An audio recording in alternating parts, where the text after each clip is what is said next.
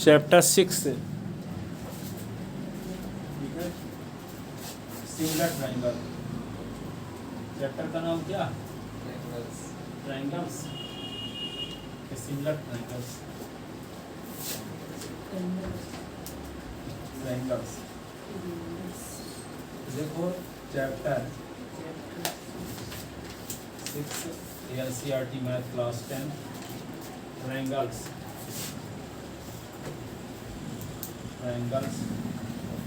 Triangles में क्या पढ़ोगे आप? Similar triangles. इसमें पहली थ्योरम है DPT, आर्थर्स थ्योरम। थ्योरम बेसिक प्रोपोर्शनलिटी थ्योरम अथवा हेल्स थ्योरम। इसका स्टेटमेंट क्या होता है? सुनो पहले इसको समझ लेते हैं अच्छे से। मान लो ट्रायंगल ABC में BC के पैरेलल एक लाइन खींचे तो निश्चित रूप से AB और AC को भी काटेगी। AB और AC को काटेगी, नहीं काटेगी। BC के पैरेलल लाइन खींचेंगे तो AB और AC को काटेगी। AC के पैरेलल लाइन खींचेंगे तो AB और BC को काटेगी, और AB की पैरेलल लाइन खींचेंगे तो BC और AC को काटेगी। ठीक है ना? तो मान लो एक साइड BC की पैरेलल लाइन खींचते हैं तो ये AB को D पर काटती है और AC को E पर काटती है। तो आपको प्रूव करना है ये दोनों पॉइंट इन दोनों साइड को सेम रेशियो में डिवाइड करते हैं। सेम रेशियो का मतलब क्या हुआ? यदि मान लो यहाँ पे 3 है और ये 6 है, तो यहाँ 4 है, तो यहाँ पे 8 है।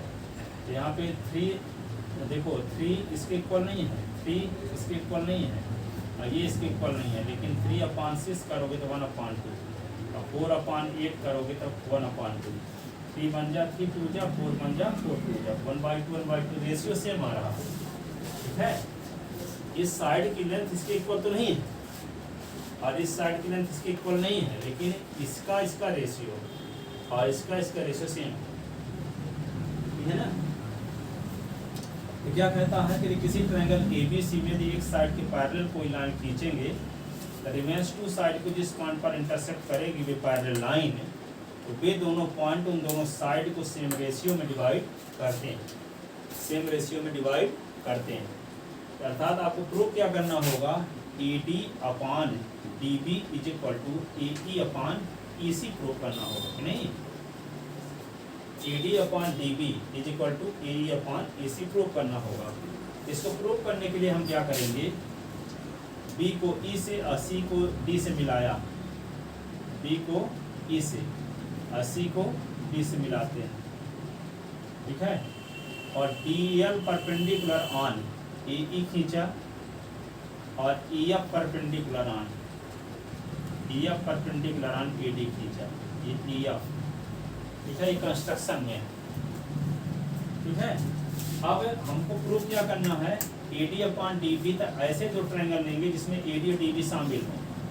ADE क्या लेते हैं? ADE और DBE लेते हैं।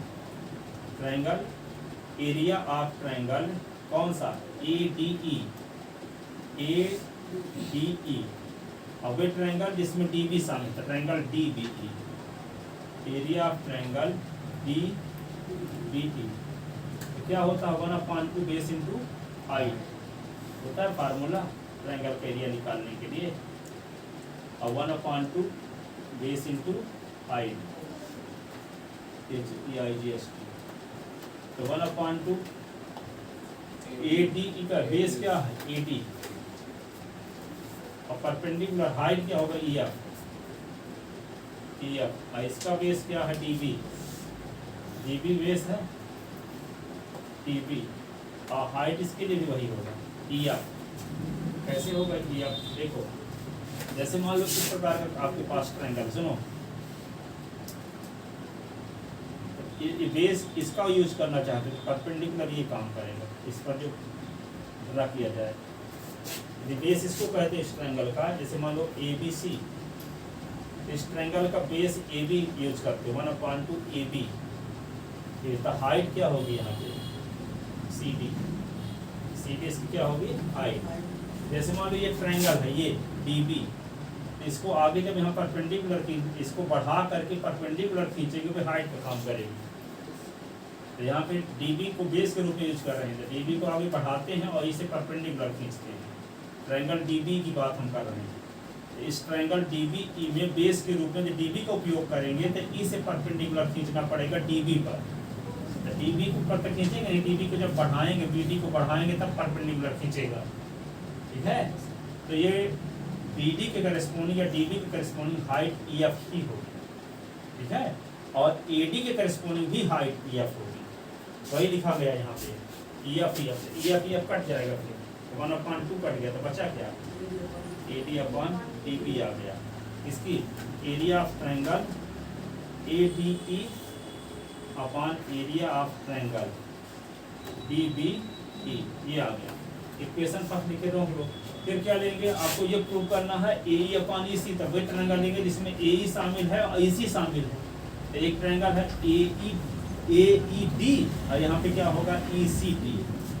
एरिया ऑफ ट्रायंगल कौन सा, AE triangle AED upon area of triangle ECD, triangle ECD। तो 1/2 बेस क्या है AE में परपेंडिकुलर DL खींचा गया, तो क्या लिख देंगे AE इंटू DL। और इसमें क्या होगा 1/2 बेस क्या होगा EC इंटू DL, इसमें भी होगा कट। तो DL क्या होगा, कट गया 1/2 कट गया, तो क्या बचा AE/EC। ये इक्वेशन हो गया सेकंड। ये देखो इसकी वैल्यू। अब यदि हम इक्वेशन फर्स्ट का left hand side equation second के लेफ्ट हैंड साइड की इक्वल प्रूव कर दें, ये इसके इक्वल भी प्रूव हो जाए तो ये भी इसके इक्वल होगा, ये हमें प्रूव भी करना है, ठीक है। तो देखो हम इक्वेशन फर्स्ट और इक्वेशन सेकंड के लेफ्ट हैंड साइड के इक्वल कहने के लिए क्या तर्क देंगे। देखो ऊपर यहाँ पे ADE, देखो ADE और ऊपर यहाँ देखो AED। तो कोई ट्रायंगल ABC है, ऐसे मान लो ABC, चाहे ABC का हो चाहे ACD का हो, एक ही ट्रायंगल। यस, यहाँ देखो चाहे इस ट्रायंगल का नाम ABC रखो चाहे ACD का हो, एक ही बात हुई, ठीक है ना। तो यहाँ पे देखो इसका जो लिखा है ऊपर ADE, यहाँ लिखा है ADE और यहाँ लिखा है AED, वही ट्रायंगल लिखा है। तो इसका न्यूमरेटर इज इक्वल टू इसका न्यूमरेटर, गिवन एक ही ट्रायंगल। यदि इसका एरिया 25 है तो इसका भी 25 है ना होगा, सेम ट्रायंगल है। चाहे ADE का हो चाहे AED का हो, एक ही ट्रायंगल ना हुआ, सेम ट्रायंगल है दोनों का न्यूमरेटर। और डिनोमिनेटर में देखते क्या है, एक में है क्या DBE और दूसरे में क्या है ECD। तो ये दोनों ट्रायंगल क्या है, सेम बेस DE में कंटेन है और सेम पैरेलल लाइन के बीच कंटेन है। 9th क्लास में थ्योरम पढ़े थे, सेम बेस और सेम पैरेलल लाइन के बीच कंटेन दो ट्रायंगल एरिया में सेम होते हैं, ठीक है। तो यहाँ देखते हैं DE बेस में ये वाला ट्रायंगल भी शामिल है और DE बेस में ये वाला ट्रायंगल भी शामिल है और दोनों सेम, इन दो जैसे DE पैरेलल BC के बीच ये वाला भी कंटेन है और DE पैरेलल BC के बीच ये वाला भी कंटेन है। Same base same parallel line के बीच कंटेन है दोनों ट्रायंगल, इसलिए दोनों का एरिया क्या होगा सेम। तो ये 9th क्लास में थ्योरम पढ़े हो, किसी ट्रायंगल दो ट्रायंगल सेम बेस में बने हैं तो सेम पैरेलल लाइन के बीच कंटेन है, दोनों का एरिया सेम होता है। तो 9th क्लास के थ्योरम लगा दिए। तो इस ट्रायंगल का एरिया मान लो 75 है तो इसका एरिया भी 75 होगा और ऊपर वाले का 25 है तो इसका भी 25 होगा। तो इसका न्यूमरेटर इसके न्यूमरेटर के इक्वल, क्योंकि दोनों ट्रायंगल सेम ट्रायंगल है और ये ट्रायंगल इस ट्रायंगल के इक्वल, क्योंकि दोनों सेम बेस और सेम पैरेलल लाइन के बीच कंटेन है, इसलिए ये इसका लेफ्ट हैंड साइड इसके लेफ्ट हैंड साइड के इक्वल है। तो जब इसका लेफ्ट हैंड साइड इसके लेफ्ट हैंड साइड के इक्वल है तो इसका राइट हैंड साइड भी इसके राइट हैंड साइड के इक्वल होगा। यही हमें प्रूव भी करना है कि AD/DB is equal to AE/EC, ठीक है। समझ में आया। तो लिखो इसको, इसका स्टेटमेंट लिखते हैं फिर इसको प्रूव करते हैं, ढंग से समझ में तो आया। अब जैसे मान लो एक ट्रायंगल लिए हैं हम, अभी एक ट्रायंगल ABC लिए, सुनो ABC लिए हैं, तो यहाँ पे BC के पैरेलल लाइन हम खींचे थे DE के, नहीं तो हम कोई जरूरी नहीं है कि हम BC के पैरेलल लाइन खींचे, ऐसे भी कर सकते हैं हम AC के पैरेलल लाइन खींच सकते हैं। तो ये अन्य D और E पॉइंट मिलते हैं, तो ये दोनों पॉइंट भी इन दोनों साइड को सेम रेशियो में डिवाइड करेंगे। ऐसा भी हो सकता है कि हम कोई ट्रायंगल ABC लें ABC लें तो हम इस साइड के पैरेलल लाइन भी खींच सकते हैं, ये DE यहाँ कर दें तो ये दोनों पॉइंट भी इन दोनों साइड को सेम रेशियो में डिवाइड करेंगे। तो इसका स्टेटमेंट क्या बना, किसी ट्रायंगल में एक साइड के पैरेलल यदि कोई लाइन खींची जाती है तो रिमेन्स टू साइड को जिस पॉइंट पर इंटरसेक्ट करती है वे दोनों पॉइंट उन दोनों साइड को सेम रेशियो में डिवाइड करते हैं। हम ये नहीं कहते कि BC के पैरेलल लाइन खींची जाती है, क्या कहते हैं, किसी ट्रायंगल में एक साइड के पैरेलल कोई लाइन खींची जाती है तो रिमेन्स टू साइड को जहाँ पर इंटरसेक्ट करती है वे दोनों पॉइंट उन दोनों साइड को सेम रेशियो में डिवाइड करते हैं। ठीक है ना, तो समझ में आया क्या स्टेटमेंट है, बताओ। किसी ट्रायंगल में एक साइड के पैरेलल कोई लाइन ड्रा करेंगे तो रिमेन्स टू साइड को जिस पॉइंट पर इंटरसेक्ट करेगी वे दोनों पॉइंट उन दोनों साइड को सेम रेशियो में डिवाइड करेंगे। बताओ प्रोफेसर क्या है, किस कौन पैरेलल लाइन, किसी एक साइड के पैरेलल, किसी ट्रायंगल में एक साइड के पैरेलल कोई लाइन ड्रा करते हैं तो रिमेन्स टू साइड को जिस पॉइंट पर इंटरसेक्ट करती है वे दोनों पॉइंट है उन दोनों साइड को सेम रेशियो में डिवाइड करते हैं। ठीक है, सर समझ में, आप बोलो। सर कोई अगर ट्रायंगल में अगर एक लाइन ड्रा करते हैं तो जो उसके अपोजिट साइड्स रहते हैं तो उसकी रेशियो, आप बोलो यस। अगर किसी ट्रायंगल के किसी साइड एक साइड को अगर किसी एक साइड से पैरेलल लाइन खींचते हैं तो उसके रिमेन जो दो साइड्स हैं उसमें वो पैरेलल लाइन यहाँ पे इंटरसेक्ट करती है, उन दोनों को रेशियो को सेम डिवाइड आप बोलो। किसी ट्रायंगल की एक साइड के द्वारा पैरेलल लाइन खींची जाए और वो किसी दो साइड को डिस्टिंक्ट पॉइंट पर इंटरसेक्ट करे और वो पॉइंट बराबर भागों में बांट देते हैं। नो, बराबर भागों में बांट देते हैं, रेशियो में डिवाइड करते हैं। शुरुआत में यही डाउट लेकर बराबर नहीं है, रेशियो सेम रेशियो में डिवाइड करते हैं। देखो स्टेटमेंट इसका लिखते हैं, state and proof DPT theorem.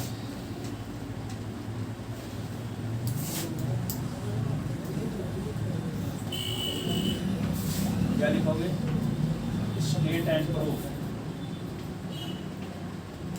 State and proof DPT, basic proportionality.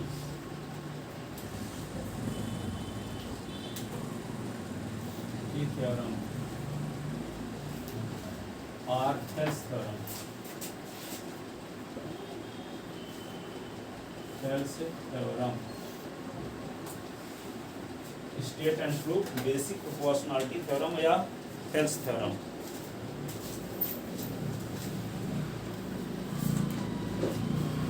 ठीक है ना, हेल्स थ्योरम।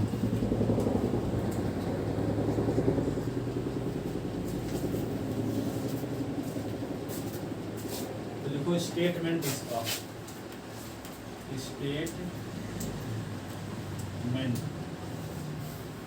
स्टेटमेंट में क्या लिखोगे, if a line is drawn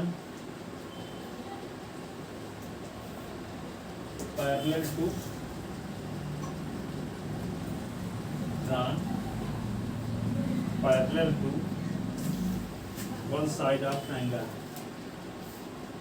one side of triangle, one side of triangle, लिख लिए, one side of triangle to intersect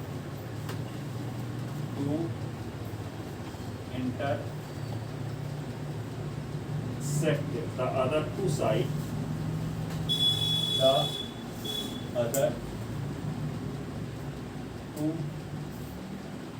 other two sides in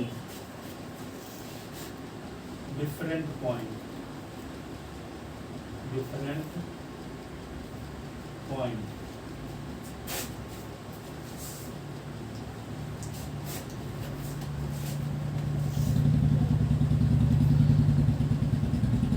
the other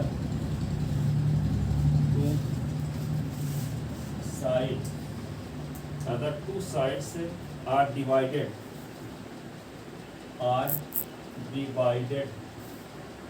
by the same ratio.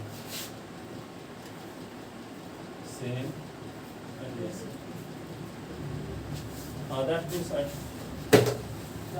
sides are divided by same ratio. देखो इसका statement ये है, लिखते हैं given में। सुनो,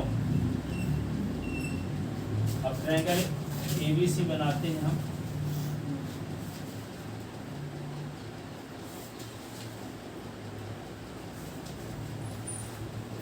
in triangle ABC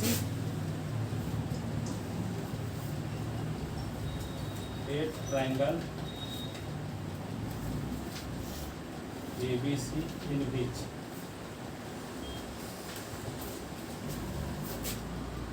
DE parallel to DE in which DE parallel to BC.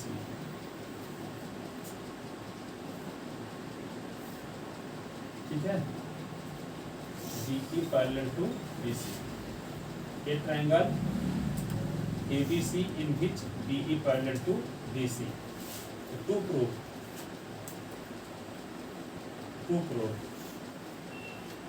AD upon DB is equal to AE upon EC.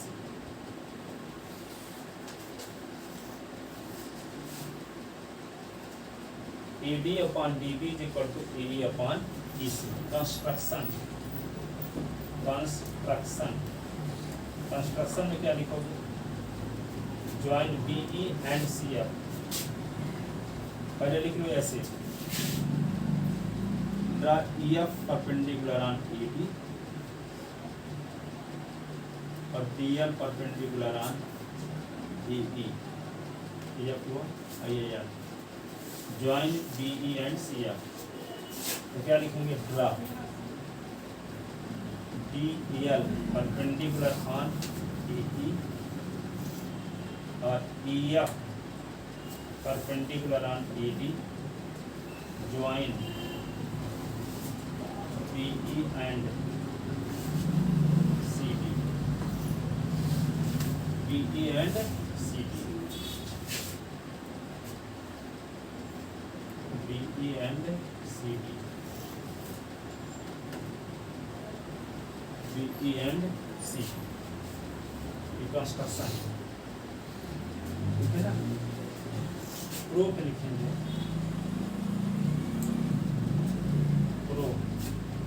Pro में क्या लिखेंगे? दो ट्रायंगल पर विचार करेंगे जिसमें AD और DB शामिल है। ठीक है, एरिया ऑफ ट्रायंगल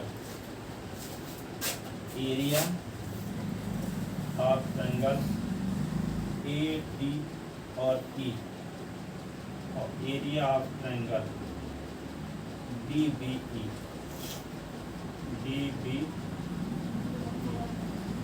तो क्या लिखोगे? 1/2 बेस इंटू हाइट, और यहाँ भी 1/2 बेस इंटू हाइट। 1/2 बेस क्या है इसमें? AD, हाइट क्या है? EF। और यहाँ भी 1/2 बेस DB, हाइट क्या है? EF। EF कट गया, 1/2 कट गया, क्या आ गया? AD अपॉन DB आ गया।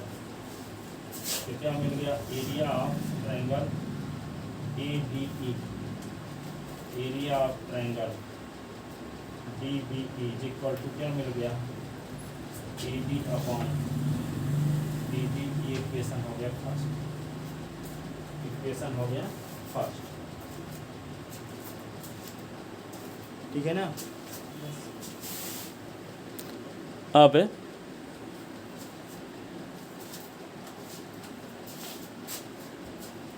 इसका स्टेटमेंट हम मिटा देते हैं ना, ऊपर लिखते हैं। अगेन एरिया ऑफ ट्रायंगल क्या? AEB upon area of triangle ECD, triangle ECD 1/2 base into height, यहाँ भी 1/2 बेस इंटू हाइट का फार्मूला लगा दिया। तो 1/2 बेस क्या है इसमें AE, और हाइट क्या है AE में DL, 1/2 EC, हाइट DL है, DL कट गया, 1/2 कट गया, बचा क्या AE/EC। इसको एक बार से स्प्लिटिंग क्वेश्चन का लिखते हैं। Area of triangle AED upon area of triangle ECD is equal to क्या आ गया AE अपॉन EC। ये इक्वेशन से करना, इक्वेशन से करना। But area of triangle ADE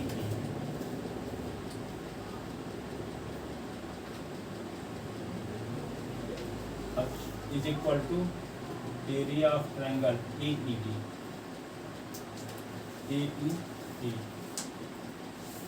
both are same, दोनों एक ही ट्रायंगल है।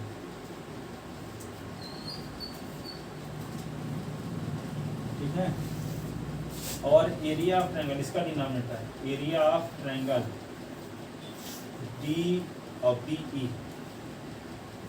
DBE is equal to area of triangle ECD, ECD।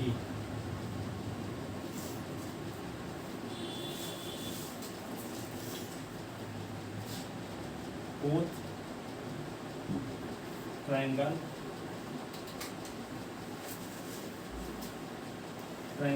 stands on same base DP between same parallel line, between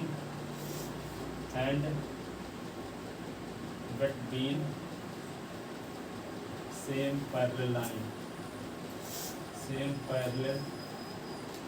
line DE and BC, DE and BC। Both triangles stand on same base BC, DE and between same parallel line DE and BC। Same base पर दोनों stand है, खड़े हैं दोनों triangle और same parallel line के बीच contain.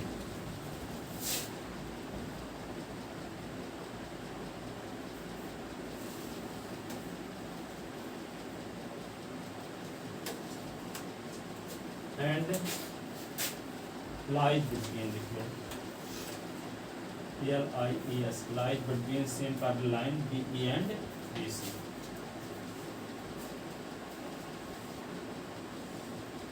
अब देखो ये इक्वेशन क्या रख दें, इसको थर्ड, इसको क्या रख दें 4, dividing equation third by 4, dividing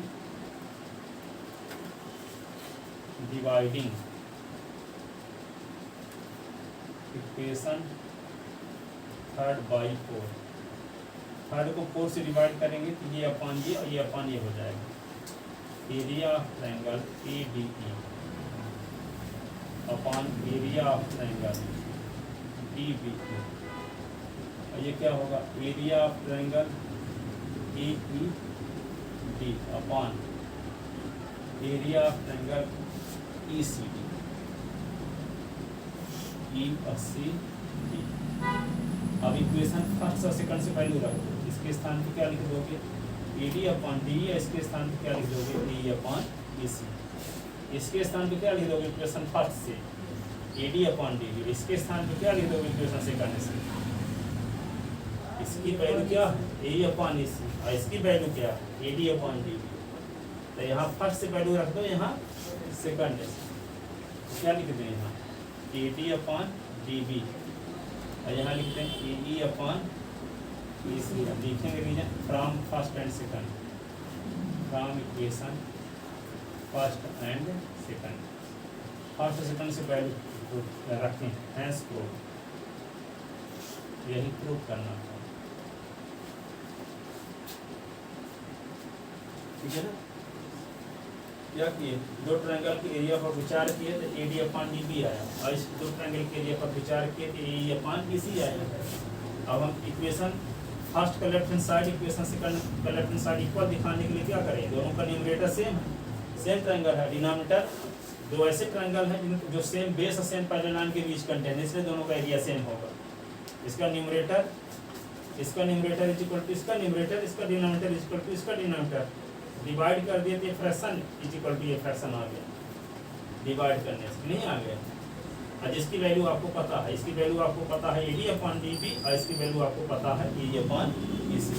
तो फर्स्ट सेकंड से वैल्यू यहाँ पुट कर दिए, यहाँ आ गया AD/DB और AE/EC।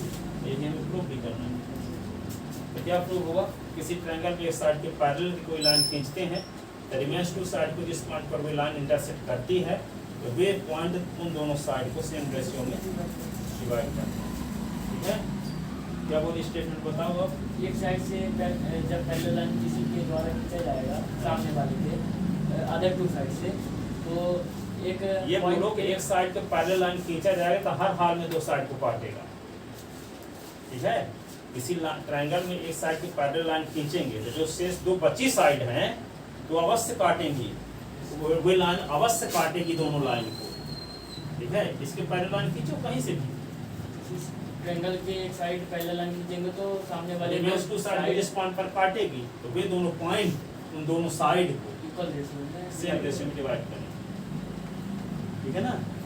अब कहोगे नहीं हम इस BC की पैरेलल लाइन यहाँ से खींचेंगे तो कहाँ काटेगी, जब कटवाई नहीं करेगी तब क्या होगा, चलो में प्रूव नहीं होगी। इस प्रकार से खींचो कि दो साइड को काट सके, ठीक है। तो जब BC की पैरेलल कोई लाइन खींचेंगे तो रिमेंस टू साइड को, BC को छोड़कर रिमेंस टू साइड कौन कौन बची है, AB और AC। तो BC को छोड़कर जो साइड बची है उन दोनों साइड को जहाँ कहीं ना कहीं काटेंगी, तो जहाँ काटेंगी वे दोनों पॉइंट क्या करेंगे, ये दोनों पॉइंट इन दोनों साइड को सेम रेशियो में डिवाइड करेंगे। इसका मतलब AD/DB = AE/EC प्रूव करना, ठीक है। किसी ट्रायंगल में यदि एक साइड को पैरेलल कोई लाइन खींचेंगे तो रिमेंस टू साइड को किसी पॉइंट पर भी लाइन इंटरसेक्ट करेगी, और जिस पॉइंट पर इंटरसेक्ट करेगी तो वे दोनों पॉइंट उन दोनों साइड को सेम रेशियो में डिवाइड करते हैं, ठीक है। ये थ्योरम तो प्रूव हो गया।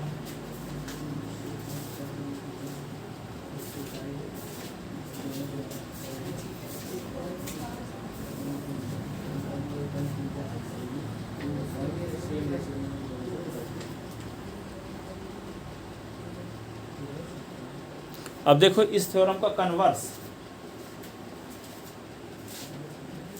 Of above theorem.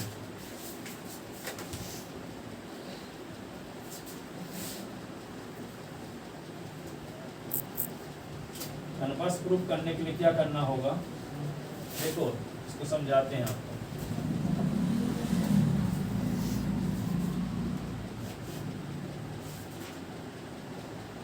ABC है, ठीक है। अब सुनो कन्वर्स में क्या करेंगे, किसी ट्रायंगल में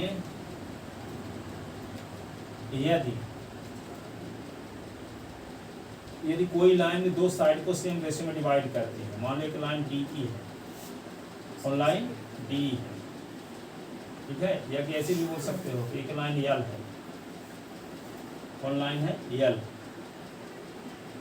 यदि कोई लाइन किसी ट्रायंगल की दो साइड को सेम रेशियो में डिवाइड करती है, यदि कोई लाइन L किसी ट्रायंगल की दो साइड को सेम रेशियो में डिवाइड करती है, अर्थात L लाइन AB को D पर और AC को E पर इस प्रकार से काटती है कि AD/DB = AE/EC बना रहता है। इस प्रकार इस कंडीशन को फॉलो करते हुए काटती है, यदि कोई लाइन किसी ट्रायंगल की दो साइड को डी और ई पर इस प्रकार से काटती है कि AD upon DB equal to AE upon EC बना रहे, ये दोनों वैल्यू सेम बनी रहे, ऐसी कंडीशन में वह लाइन L BC के पैरेलल होगी। वह लाइन क्या होगी? BC के पैरेलल होगी। ये प्रूव करना है। वहाँ तो पैरेलल लेकर चले थे और यहाँ पैरेलल प्रूव करना है। यहाँ लाइन सेम रेशियो में काटती है, इस बात का पता है, और वहाँ सेम रेशियो प्रूफ किए थे, सेम रेशियो प्रूफ किए थे। तो यहाँ पे एक लाइन ऐसे भी लिख सकते हो कि एक लाइन DE AB को D पर और AC को E पर इस प्रकार काटती है कि AD upon DB equal to AE upon EC। तक प्रूफ करना है कि DE BC के पैरेलल है। तो DE को BC के पैरेलल प्रूफ करने के लिए इसे हम कंट्राडिक्शन मेथड से प्रूफ करते हैं, विरोधाभास विधि से, ठीक है ना।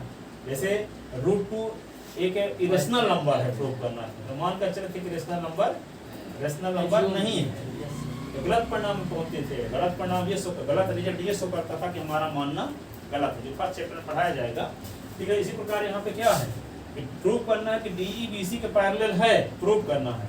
तो मान कर चलेंगे कि DE BC के पैरेलल नहीं है, और जब मान के चलेंगे DE BC के पैरेलल नहीं तो गलत परिणाम में पहुंच जाएंगे, गलत रिजल्ट ये शो करेगा कि हमारा मानना गलत है, ठीक है ना। जैसे मान लो कहा जाए किसी का मर्डर करना पाप है, मना कर रहे हैं, तो आप पहले पाप ओपन है, किसी को मर्डर कर देता है, जेल में पहुंच जाते हो, अब जेलर का पैर पड़ता वहाँ पे क्या दबाना पड़ेगा, तब पता चलेगा काम गलत था कि नहीं। गलत परिणाम में जब पहुंचोगे तो गलत परिणाम क्या शो करता था? हमारा मानना गलत था, हमारा मानना गलत था, ठीक है ना। तो क्या होगा, जैसे मान लेते हैं प्रूफ करना है कि DE BC के पैरेलल है, क्या प्रूफ करना है? DE BC के, तो हम मान के चलते हैं कि DE BC के पैरेलल नहीं है। तो जब DE BC के पैरेलल नहीं है तो पॉइंट D से BC के पैरेलल कोई ना कोई लाइन अवश्य होगी, भले DE नहीं है, ठीक है। तो D से कोई ना कोई लाइन तो अवश्य खींची जाएगी जो BC के पैरेलल है। मान लेते हैं कि DE BC के पैरेलल नहीं है, तो D से कोई ना कोई लाइन अवश्य होगी जो DE BC के पैरेलल होगी, तो वे लाइन मान लेते हैं DF है, क्या है? DF। तो DF को क्या मान लिए? BC के पैरेलल लाइन मान लेते हैं। तो जब DF को BC के पैरेलल लाइन मान लेते हैं तो आप फिर थेस थ्योरम पढ़ चुके हो, BPT पढ़ चुके हो। किसी ट्रायंगल में एक साइड के पैरेलल कोई लाइन खींच देते हैं, तो पैरेलल लाइन डिफरेंट पॉइंट पर जहाँ पे काटती है तो वे दोनों पॉइंट्स उन दोनों साइड को सेम रेशियो में डिवाइड करते हैं। तो थेस थ्योरम से क्या हो जाएगा? AD upon DB is equal to AF upon FC। AF upon क्या होगा? FC हो जाएगा, ठीक है। आइए तो पहले से आपको दिया है, ये तो गिवन है, आइए थेस थ्योरम से हो गया। तो देखो AD अपॉन DB की वैल्यू AE अपॉन EC भी है, और AD अपॉन DB की वैल्यू AF अपॉन FC भी है। तो दोनों का लेफ्ट हैंड साइड सेम है कि नहीं है? तो राइट हैंड साइड भी सेम होगा, तो क्या होगा? AE upon EC is equal to AF upon क्या होगा? FC हो गया।